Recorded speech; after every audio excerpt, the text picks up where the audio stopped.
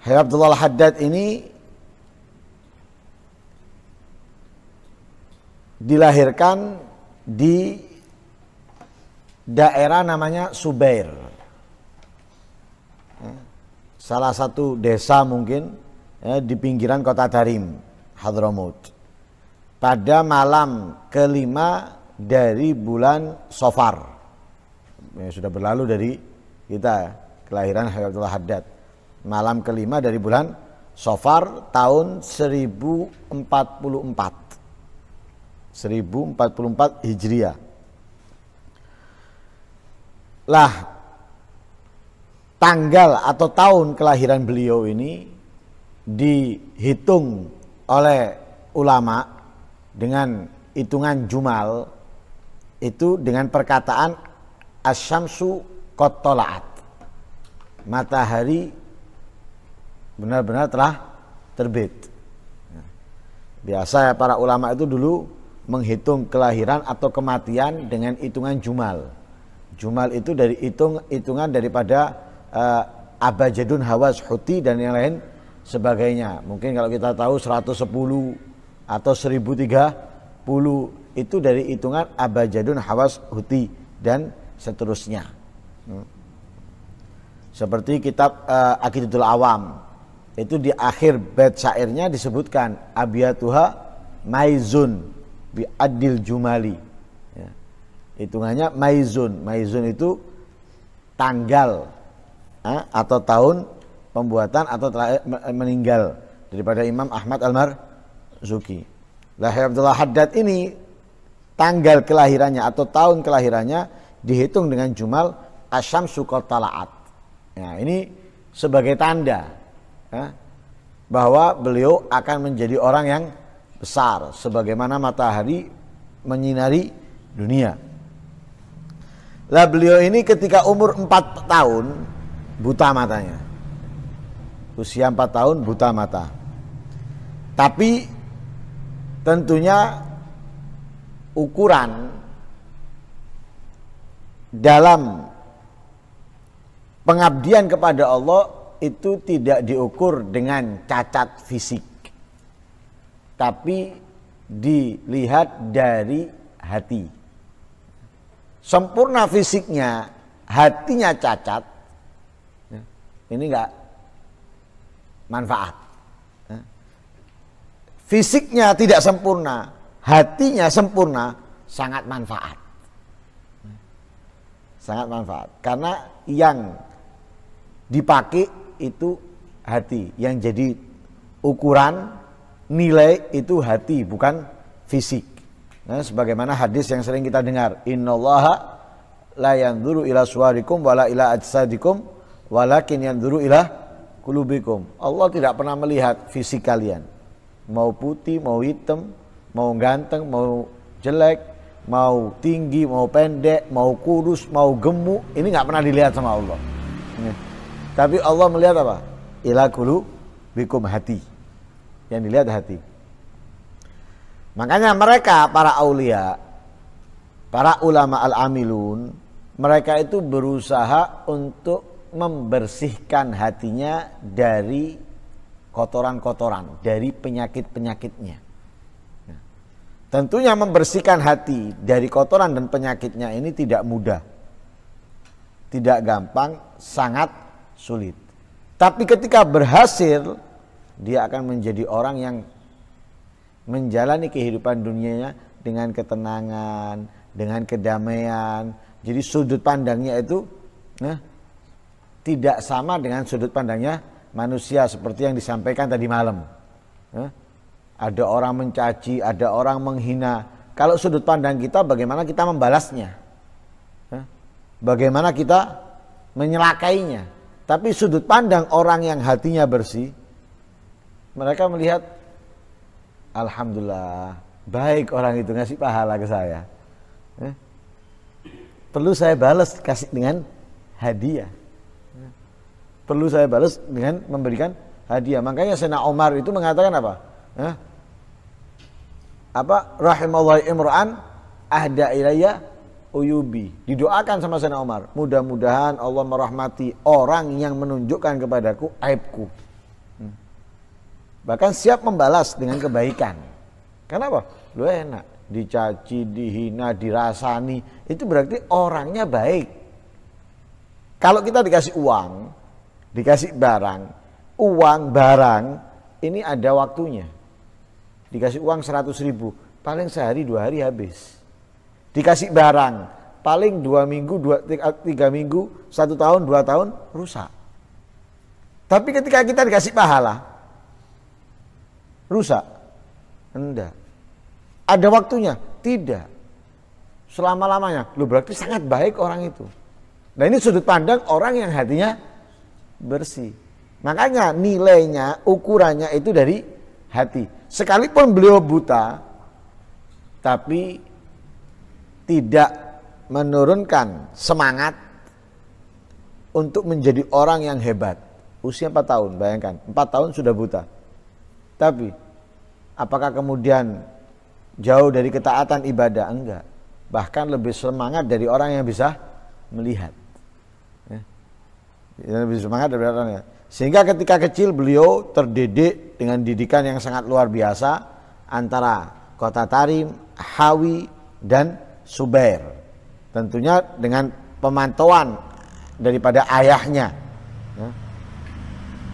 Sehingga beliau dari kecil, remaja, dewasa ini tidak jauh dari ketaatan dan kebaikan.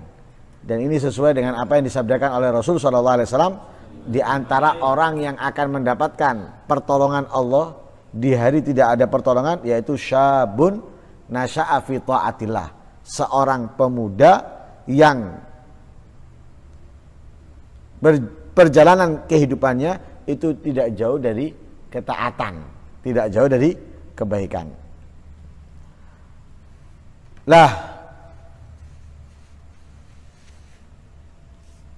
beliau ini banyak belajar dari ulama-ulama hebat. Banyak belajar daripada ulama-ulama hebat.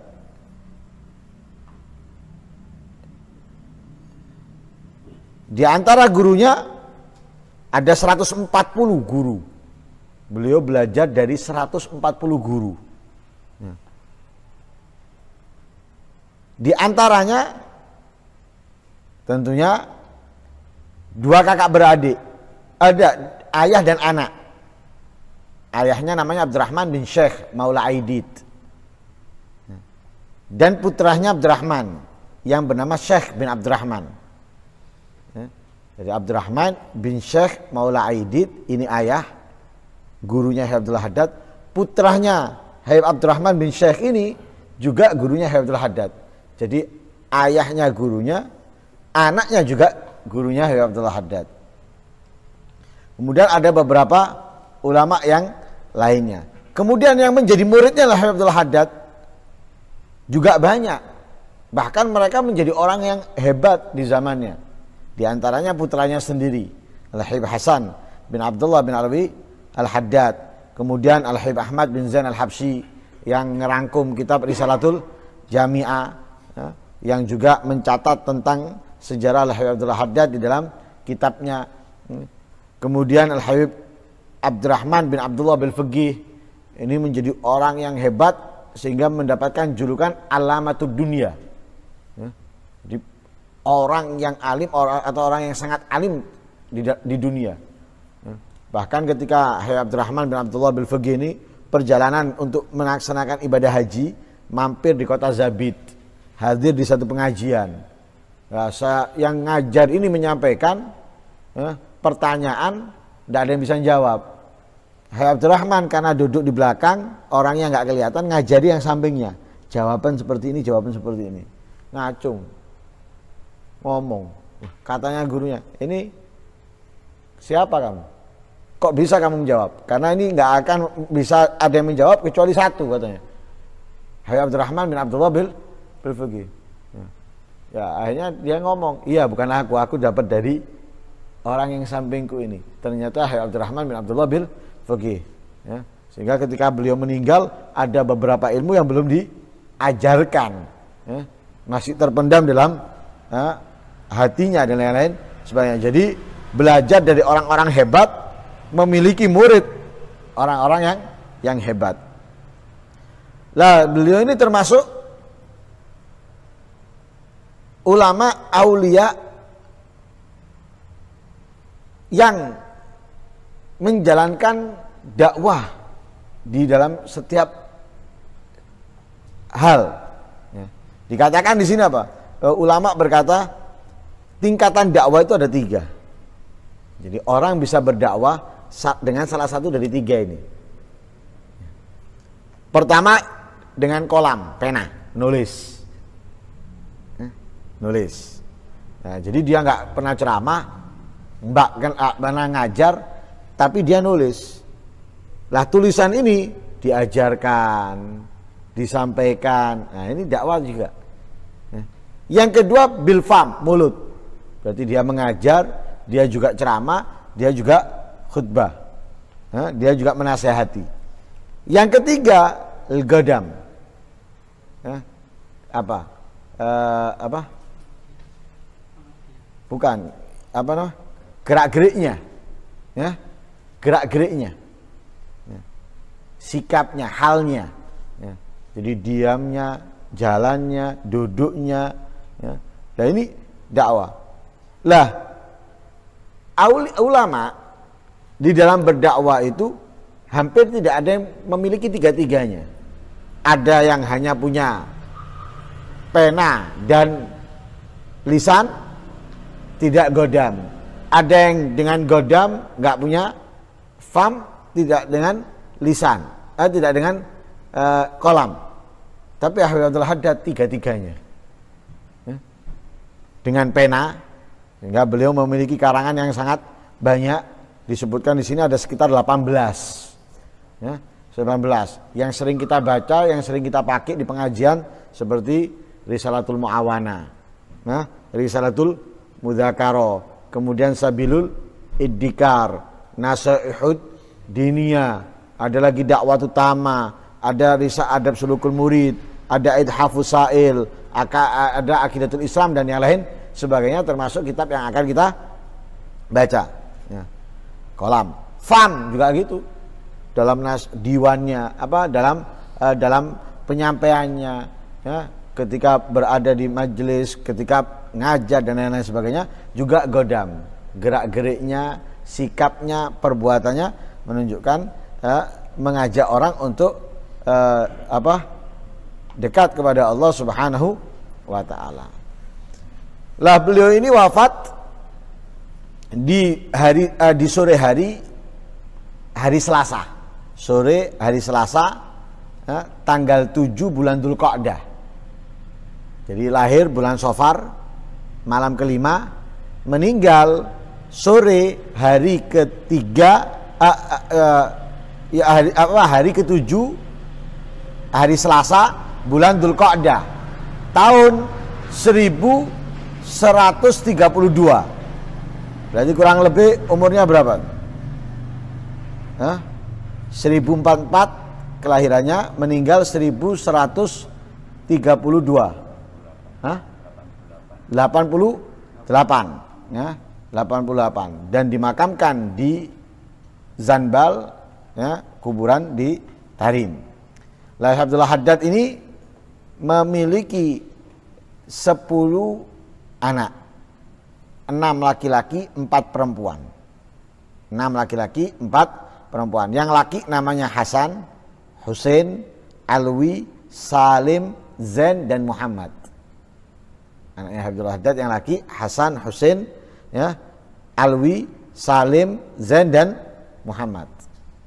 Yang perempuan 4, Aisyah, Salma, Fatimah, Bahiyah. Ya. Aisyah, Salma, ya, Fatimah dan Bahiyah. Habib Abdullah Haddad ini tidak memiliki satu orang istri, tapi beberapa istri. Nah, tapi tentunya tidak menikah 2 dan 3 karena syahwat, tapi semuanya untuk dakwahnya. Sebagaimana Nabi SAW, Nabi tidak menikah dengan kedua, ketiga daripada istrinya, kecuali tujuannya itu untuk bisa masuk dari gobila ke gobila, ya, sehingga bisa mempersatukan mereka, ya.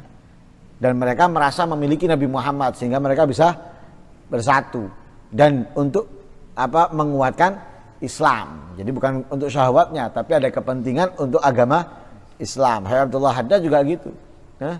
Habib Abdullah Haddad karena beliau ini termasuk salah satu orang yang sangat sempurna di dalam mengikuti Nabi Muhammad, ya. Bahkan beliau mengatakan ma min sunnatin sannaha Rasulullah sallallahu alaihi wasallam illa anni qad arju qad amiltu biha. Katanya beliau tidak ada kesunahan yang disunahkan oleh Rasulullah kecuali aku berharap telah melakukannya, ya, telah mengerjakannya. Lah beliau memiliki 3 saudara. Habib Abdullah Haddad memiliki 3 saudara, Umar, Ali, dan Hamid. Ini saudaranya Habib Abdullah Haddad.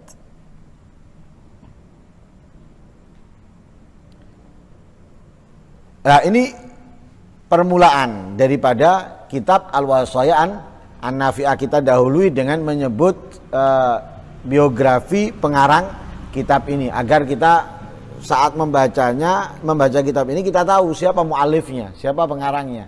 Jangan kita membaca kitab tapi nggak tahu mu'alifnya siapa, bagaimana, punya guru-gurunya siapa. Nah ini kita tahu, jelasin. Wasaya An-Nafi'ah ini dikarang oleh Habib Abdullah Haddad. Lah Habib Abdullah Haddad gini orangnya, seperti ini orangnya, keadaannya, ibadahnya dan ketaatannya. Nah insya Allah akan kita lanjutkan di pertemuan akan datang muqaddimah daripada kitab ini. Ya, kita bahasnya sedikit aja supaya kita tidak hanya membahas yang sudah berlalu dan akan yang datang daripada kegiatan kita, tapi kita juga mendapatkan keberkahan daripada orang-orang yang soleh sehingga agar lebih semangat lagi kita dalam berdakwah, ya, memperbaiki keadaan umat untuk menyenangkan Nabi Muhammad SAW. Amin Allahumma amin. Wassallallahu alaihi wasallam Muhammadin nabiyil ummi wa sallallahu alaihi wasallam. Walhamdulillahi rabbil alamin.